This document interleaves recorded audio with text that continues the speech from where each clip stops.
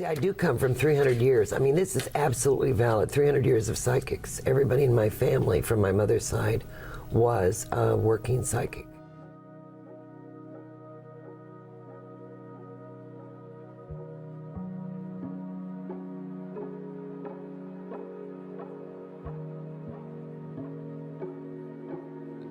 In 1986, she also attempted to follow in the footsteps of Scientology founder L. Ron Hubbard by concocting her own religion, the Society of Novus Spiritus. She said, "I am starting a new world religion. Novus Spiritus carries love, peace, staying on track, and the answers to what we thought were mysteries."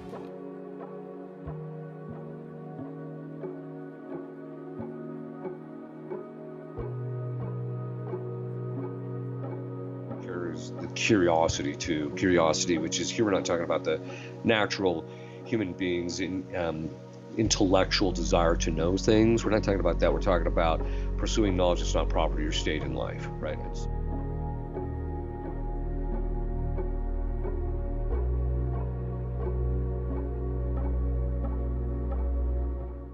I have a very special gift. I talk to the dead.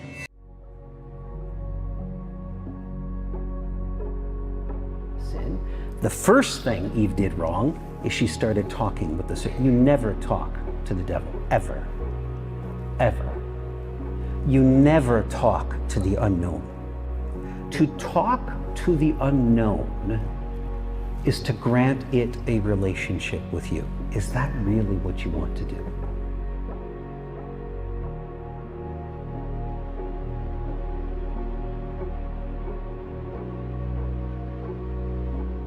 Living it. They're not my own thoughts, feelings, and emotions. No matter where I go, spirits come to me. And it essentially consists in the demon's ability to introduce things into our imagination. I'm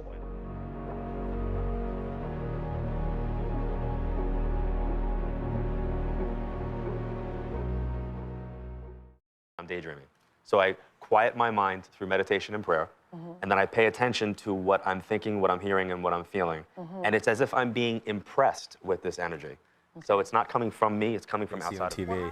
It's really like a daydream. It's an energy. So it's like what you're thinking, seeing, feeling, hearing, all happening simultaneously, like downloaded simultaneously. It's really like a daydream. I'm just paying attention to what it is because they're giving me the daydream. How do people get demons? The two most common ways, more than any others, are dabbling in the occult, fortune tellers, seances, black magic, brujeria, Ouija board use, any dabbling in the occult. Why? Because you are mimicking there the sin of the fallen angels.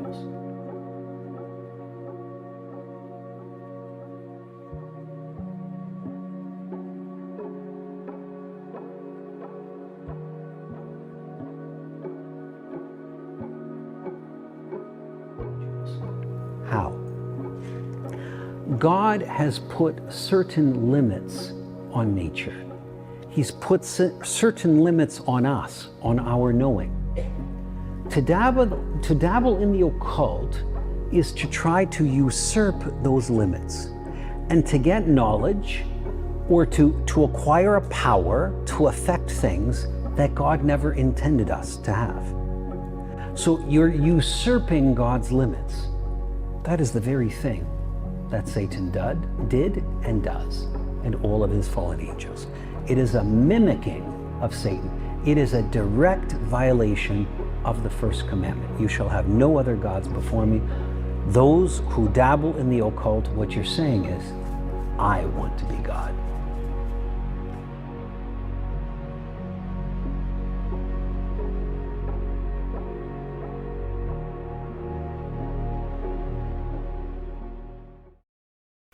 St. Thomas says that all divination, and divination is a form of witchcraft, all divination results from the demon's operation, either because the demons are expressly invoked that the future may be made known, or because the demons thrust themselves into futile searchings of the future in order to entangle men's minds with vain conceit. Then there's what we call black magic, which uses a demonic agency.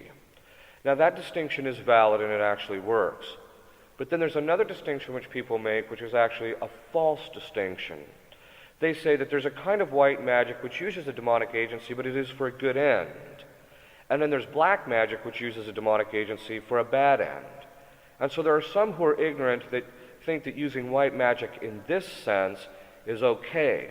But in fact it is immoral because of the use of the demonic. A great deal of work of the exorcists around the world is the result of trying to undo the damage of magic and witchcraft. There are different forms of witchcraft and magic that can open one to demonic influence. I mentioned Wicca, which is one. There's also what we call necromancy and pyromancy and things of this sort, and these are forms of divination in which a person uses these things in order to tell the future. We cannot know the future for certain except by divine revelation, and this is why to try and determine what the future is opens up us to the demonic influence, because it's a form of superstition. That is, we use like tea leaves and things like that to determine our future, and that is thinking that the tea leaves can actually tell the future. They can't. A created thing can't tell the future, only God can, or someone to whom God reveals, and as a result, getting involved in that opens up the door to the demonic. Seances, Ouija boards and other such games, voodoo, which is a serious problem, especially in Africa and certain other countries, hexes, spells, and demonic incantations they'll use. What's called the evil eye. Now there's two kinds of these evil eyes. One is, it's a facial expression which you give to somebody in order that they'll be influenced by the demonic. Sometimes the evil eye comes in the form of a trinket. So in certain countries you can buy these little trinkets called evil eyes, and this is just a form of superstition because they think if they have this it'll ward off the evil spirits. It's the exact opposite. You make use of it, you're going to be affected by the evil spirits. Then there's what we call amulets. Now these are again little trinkets that people use, and they mimic the sacramentals. The demonic love mimicking God, and so they like their little type of sacramentals in a certain sense, the same way that God uses sacramentals. Fortune telling and horoscopes, palm readings, in particular the future, can be forms of getting involved with the demonic and forms of witchcraft, and this is one of the reasons why the church has strictly forbidden people to get involved in these.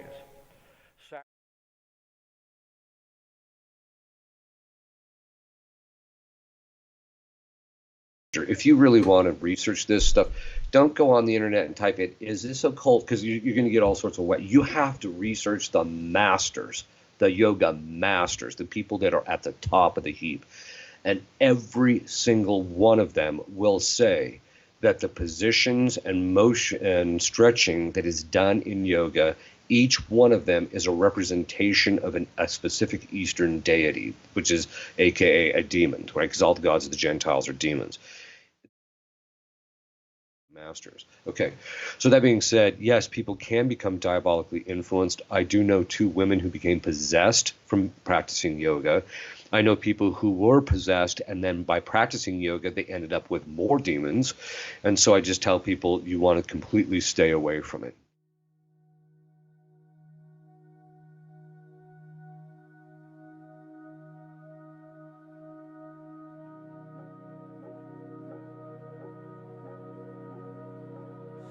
Our first caress